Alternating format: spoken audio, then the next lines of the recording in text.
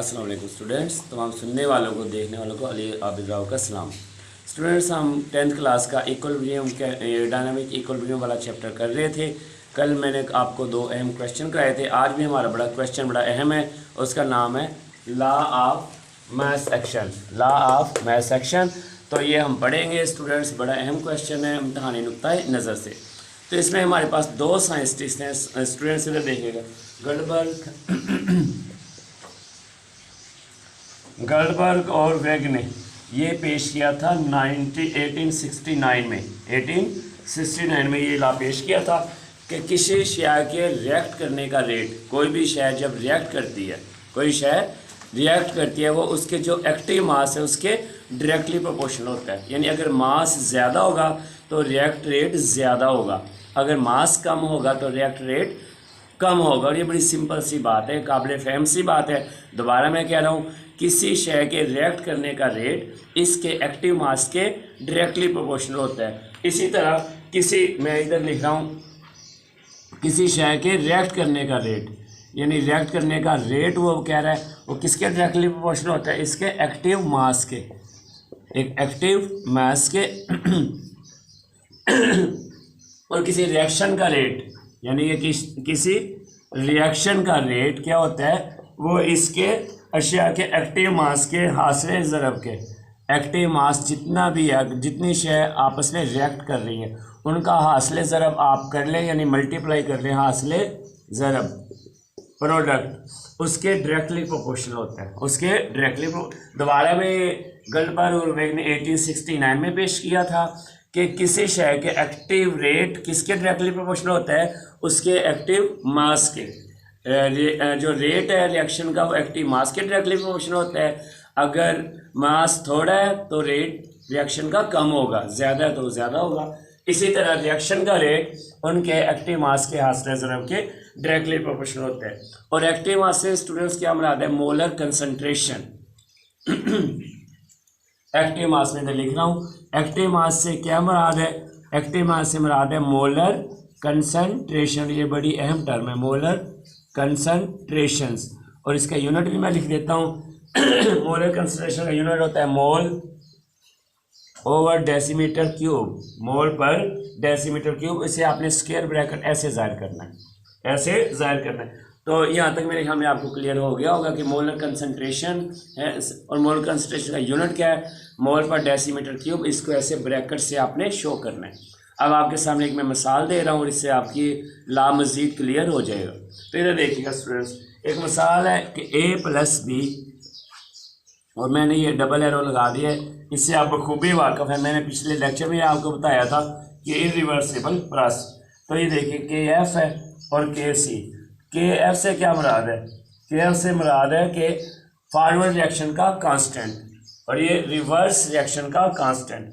तो मुझे ये बताइए, फ़र्ज़ करें A ब्रैकेट और B ब्रैकेट, C ब्रैकेट और ये D ब्रैकेट। मुझे बताइए ये क्या है, ये आपने कहना है A B C और D के क्या है, मोलर कंसंट्रेशन है, मोलर कंसंट्रेशन है। मैंने अभी आपको ऊपर यही चीज़ बताई थी कि अगर आप इनको ब्रैकेट में जाहिर करेंगे तो ये क्या है, इनकी मोलर कंसंट्रेशन है। अब हम इसमें दो रेट हमारे सामने, क्योंकि हमारे सामने जो इक्वेशन चल रही है इसमें फॉरवर्ड रिएक्शन भी हो रहा है और रिवर्स रिएक्शन भी हो रहा है। एक फॉरवर्ड रिएक्शन का रेट होगा और एक रिवर्स रिएक्शन का रेट होगा। स्टूडेंट्स देखते हैं फॉरवर्ड रिएक्शन का रेट, आप उर्दू में भी लिख सकते हैं, इंग्लिश में मैं लिख रहा हूँ, rate of forward reaction, rate of forward reaction. अब आप ऊपर कैमरा करें, रेट ऑफ फॉरवर्ड रिएक्शन क्या होगा, ये डायरेक्टली प्रोपोर्शनल होगा। इधर देखिए फॉरवर्ड में ये आपने रिएक्टेंट है A की कंसंट्रेशन मोलर और B की मोलर कंसंट्रेशन, और इसको जब मैं बराबर कर दूंगा तो चूंकि फॉरवर्ड है कि F आ जाएगा, A की मोलर कंसंट्रेशन और B की मोलर कंसंट्रेशन। मेरे ख्याल में ये आपको क्लियर हो गया होगा। ये रेट ऑफ फॉरवर्ड रिएक्शन है। अब इसी तरह अब इसको देखिए, rate of reverse, rate of reverse reaction. अब रिवर्स रिएक्शन की रेट किसके डायरेक्टली प्रोपोर्शनल होगी स्टूडेंट्स, उसी तरह अब आप इधर आ जाएं तो ये होगी C की मोलर कंसंट्रेशन और डी की मोलर कंसंट्रेशन, क्योंकि अब ये इधर से इधर ये रिएक्शन करेंगे। तो इसको अगर मैं बराबर लिख दूंगा तो इधर कांस्टेंट है, बताएं कांस्टेंट एफ आएगा या आर आएगा? बिल्कुल आर आएगा, क्योंकि रिवर्स है। सी की मोलर कंसंट्रेशन और डी की मोलर कंसंट्रेशन, मेरा ख्याल है आपको समझ आ गई होगी। तो स्टूडेंट्स मुझे ये बताइए, कल भी मैंने पढ़ा था इक्विलिब्रियम की हालत में क्या होता है। इक्विलिब्रियम की हालत में फॉरवर्ड रिएक्शन का रेट रिवर्स रिएक्शन के रेट के इक्वल हो जाता है। दोबारा बोलिएगा, इक्विलिब्रियम बड़ी अहम हमने कल टर्म पढ़ी थी।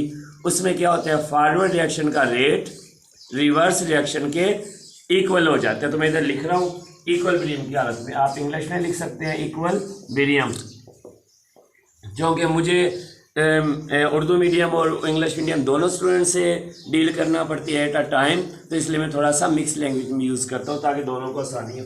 तो आपने इधर लिखना है फॉरवर्ड रिएक्शन का rate, rate of forward reaction.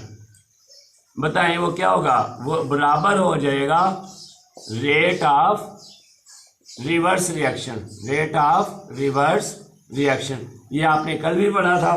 तो मुझे बताएं फॉरवर्ड रिएक्शन का रेट, इधर देखिएगा ये है के एफ ए कंसंट्रेशन और बी की के एफ यानी फॉरवर्ड का कांस्टेंट है, ए की मोलर कंसंट्रेशन और बी की molar is equal to rate of reverse का रिएक्शन देखें के आर क्या है, कांस्टेंट ऑफ रिवर्स रिएक्शन, और साथ में सी की मोलर कंसंट्रेशन और डी की मोलर कंसंट्रेशन। स्टूडेंट्स इधर हम क्या करते हैं, हम के एफ को उधर ले जाएंगे तो हमारे पास जो आ जाएगा, इधर तो जो करे के एफ के आर को इधर ले आए, के आर इज इक्वल टू सी की मोलर कंसंट्रेशन डी की मोलर, और ये इधर आ गए, उधर मल्टीप्लाई हो रहे थे, इधर आए क्या हो गया, डिवाइड हो गया। इधर मैंने क्या किया, के आर को इस साइड पे ले आए हैं और ए और बी की मोलर कंसंट्रेशन को इस साइड को। मुझे ये बताएं, अगर मैं इसको ये लिख दूं के सी इज इक्वल टू के एफ ओवर के आर एफ को आपने छोटा डालना है के बड़ा, तो मुझे ये बताएं ये ना ये हो जाएगा कांस्टेंट, इक्विलिब्रियम कांस्टेंट, इसको के सी को हम बोलेंगे इक्विलिब्रियम कांस्टेंट, इक्विलिब्रियम कांस्टेंट। तो के सी हो जाएगा इसके सी की मोलर कंसंट्रेशन, डी की मोलर कंसंट्रेशन और ए की मोलर कंसंट्रेशन और बी की मोलर कंसंट्रेशन। ये हमारे पास आ गया। तो लॉ ऑफ मास एक्शन में क्या है, ये रिएक्टेंट और प्रोडक्ट के एक्टिव मास, ये रिएक्टेंट थे ये प्रोडक्ट थे, उनके एक्टिव मास और इक्विलिब्रियम कांस्टेंट के दरमियान ताल्लुक को जाहिर करता है। ये देखिए शुरू में मैंने आपको ये लिखा हुआ था कि हमने प्रूव, बात का तो कह देते हैं प्रूव करें, तो एंड पे हम क्या कह सकते हैं कि law of mass action reactants के मोलर मास और प्रोडक्ट्स के मोलर मास और एक्टिव मास, और ये क्या चीज़ है भला, ये आपकी इक्विलिब्रियम कांस्टेंट उनके दरमियान ताल्लुक को जाहिर करता है। स्टूडेंट्स मुझे उम्मीद है आपको उनकी समझ आ गई होगी। मेरे बाप से चंद सवालात हैं, मुझे ये बताएं आज हमने क्या पढ़ा है। तो आज हमने पढ़ा है law of mass action. Law of mass action किस किस ने पेश किया, ये गोल्डबर्ग और वेग ने पेश किया। कब पेश किया, 1869 में। उन्होंने क्या कहा था, किसी रिएक्शन शय के रिएक्शन करने का रेट किसके डायरेक्टली प्रोपोर्शनल होता है, उसके एक्टिव मास के, यानी मास ज़्यादा है तो ज़्यादा रिएक्शन होगा, मास कम है तो कम रिएक्शन होगा। फिर हमने इसकी एग्जांपल ए प्लस बी और double arrow C plus D और फॉरवर्ड भी रिवर्स भी। तो मुझे ये बताइएगा कि इसमें दो रिएक्शन होंगे, क्या क्या नाम है उनके, फॉरवर्ड रिएक्शन और रिवर्स रिएक्शन। फॉरवर्ड रिएक्शन का रेट किसके बराबर होगा, तो आपने इधर पढ़ा फॉरवर्ड रिएक्शन का रेट होगा डायरेक्टली प्रोपोर्शनल होगा रिएक्टेंट्स के। तो रिएक्टेंट्स में ए और बी है, उनके आपने मोलर कंसंट्रेशन लिख देनी है।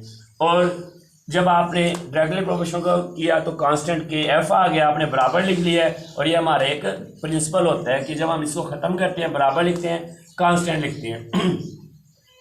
रेट ऑफ रिवर्स रिएक्शन किसके बराबर होगा, तो वो बराबर नहीं होगा, पहले वो डायरेक्टली प्रोपोर्शनल होगा किसके, वो होगा C molar concentration and D. और जब बराबर लिखेंगे के आर क्या है, रिवर्स कांस्टेंट, यानी रिवर्स रिएक्शन का कांस्टेंट। तो इसमें आपके दो कांस्टेंट है, के एफ भी है और के आर भी है। के एफ क्या है, फॉरवर्ड रिएक्शन कांस्टेंट, के आर रिवर्स रिएक्शन कांस्टेंट। फिर हमने इनको इक्विलिब्रियम की हालत में जब लिखना चाहा तो फॉरवर्ड रिएक्शन का rate is equal to reverse reaction rate, तो हमने इनकी वैल्यूज पुट कर दी है कि आर को उस साइड पे ले गए हैं और ए बी को इधर ले गए और ये हमारे पास एक इक्वेशन प्रूव हो गई है के एफ ओवर के आर ये किसके बराबर होता है, इसको आप के सी से जाहिर कर सकते हैं और इसका मतलब है इक्विलिब्रियम कांस्टेंट।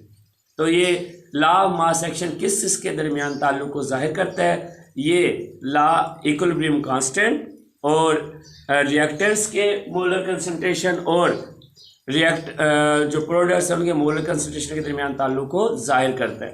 उम्मीद है आपको इनकी समझ आ गई होगी। अपना ख्याल रखें, घर वालों का ख्याल रखें और बार बार मैं कहता हूँ मेहनत करें। ये 2-3 मंथ अगर आप अच्छे तरीके से मेहनत कर गए तो इंशाल्लाह आपकी पोजीशन इधर होगी, लेकिन अगर आप इधर लूज़ कर गए तो आप काफ़ी क्रिटिकल पोजीशन में होंगे और वो आप अफोर्ड नहीं कर सकते। अल्लाह हाफिज़।